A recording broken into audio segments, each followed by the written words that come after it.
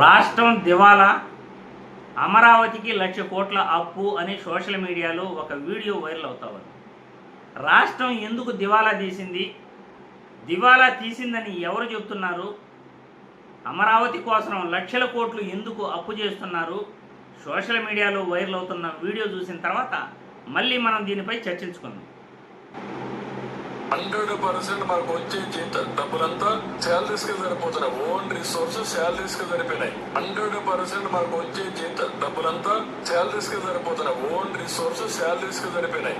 మళ్ళా ఏం చేయాలని అప్పులు తీసుకొచ్చి అవి కూడా చాలడం లేదు. ఇంకొక పక్క చూస్తే ఖజానా వెతికినా కూడా డబ్బు దొరికే పరిస్థితి లేదు. అప్పు కావాలంటే ఇచ్చేవాడు కూడా లేరు. మావి గణన పెట్టండి, బ్రహ్మాండమైన 110 కిలోమీటర్లు క్యాపిటల్ ఏరియా డిక్లేర్ చేయండి కారిడార్ కింద.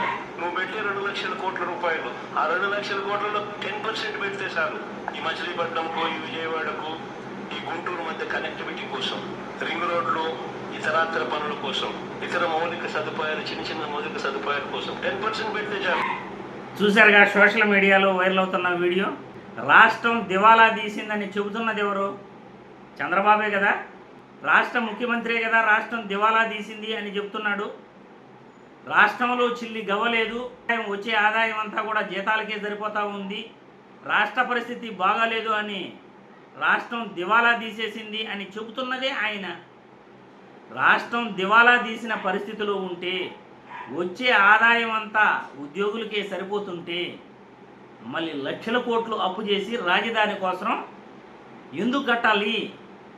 1,00,000 కోట్లు అప్పు చేయాల్సిన అవసరం ఏముంది? ఫస్ట్ తినేదానికి తిండి, ఉండడానికి ఇల్లు, తర్వాత బట్ట, చదువు, ఇవన్నీ మినిమం మౌలిక వసతులు అంటారు. ఈ మౌలిక వసతులు ఏర్పాటు చేసిన తర్వాతే మనకి ఏదైనా మిగిలుంటే, డబ్బులు మిగిలుంటే, ఆదాయం ఉంటే తర్వాత మనం బిల్డింగ్లు కట్టుకోవాలి. ఆ పని చేయకుండా రాష్ట్రం దివాలా తీసేసింది అని అరుస్తున్నది చంద్రబాబే, అప్పులు చేస్తున్నది చంద్రబాబే. అంటే రాష్ట్రాన్ని సర్వనాశనం చేస్తున్నది కూడా చంద్రబాబే. ఆయనే చెప్తున్నాడు రాష్ట్రం దివాలా తీసిందని, ఆయనే చెప్తున్నాడు రాష్ట్ర ఆర్థిక పరిస్థితి బాగాలేదని. అటువంటప్పుడు 1,00,000 కోట్లు అప్పు తెచ్చి రాజధానిలో కుమ్మరిస్తూ ఒక నిర్మాణ వ్యయానికి, ఒక స్క్వేర్ ఫీట్కు 12,000 రూపాయల నుండి 14,000 ఖర్చు పెడుతూ దోపిడీ చేస్తున్నారు. జగన్ చేసిన మావిగన్ ప్రతిపాదన, అక్కడ పెట్టుబడులు అవసరం లేదు, కొత్తగా ఏమీ కట్టాల్సిన అవసరం లేదు. మచిలీపట్నానికి, గుంటూరుకు, విజయవాడకు కనెక్టివిటీని, రింగ్ రోడ్లు ఏర్పాటు చేయటం, చిన్న మౌలిక వసతులు ఏర్పాటు చేయటం, కొత్తగా ఏమీ కట్టాల్సిన పనిలే. బిల్డింగులు ఉన్నాయి, ఆల్రెడీ అభివృద్ధి చెందిన నగరాలు అవి 3 కూడా. విజయవాడ, గుంటూరు, మచిలీపట్నం 3 కూడా అభివృద్ధి చెందిన నగరాలు. ఈ 3 ప్రాంతాలకి కనెక్టివిటీ, అవుటర్ రింగ్ రోడ్లు కానీ, ఫ్లైఓవర్స్ కానీ, ఇటువంటివి కావాల్సి వస్తుంది. ఇప్పుడు అవుటర్ రింగ్ రోడ్డు హైదరాబాద్లో కట్టారు, outer ring road Rajasekhar Reddy గారు కట్టారు, కానీ చంద్రబాబు అన్నీ నేనే కట్టానని చెప్పుకుంటాడు. కానీ అటువంటి outer ring road Rajasekhar Reddy హైదరాబాద్లో పిఎంఆర్ ఎక్స్ప్రెస్ వే 11.6 కిలోమీటర్లు కట్టాడు Rajasekhar Reddy, PMR expressway ఫ్లైఓవర్ని. అటువంటి ఫ్లైఓవర్సు ఈ మచిలీపట్నం, విజయవాడ, గుంటూరుకు కనెక్టివిటీ ఇచ్చేందుకు కొద్ది పెట్టుబడులు పెట్టుకుంటే గొప్పగా 1,00,000 కోట్లు అప్పులు చేయాల్సిన పనిలా గొప్ప క్యాపిటల్ ఆంధ్రప్రదేశ్ రాష్ట్రానికి వస్తుంది. తీర ప్రాంతం ఉంది, నేషనల్ హైవే ఆల్రెడీ ఉంది, తీర ప్రాంతం ఉంది, పోర్టులు, మచిలీపట్నం పోర్టులకి జగన్మోహన్ రెడ్డి స్థలాలు కేటాయించాడు, నిర్మాణ పనులు చేపట్టాడు ఓడరేవులకి. ఇంకేం కావాలి మీకు?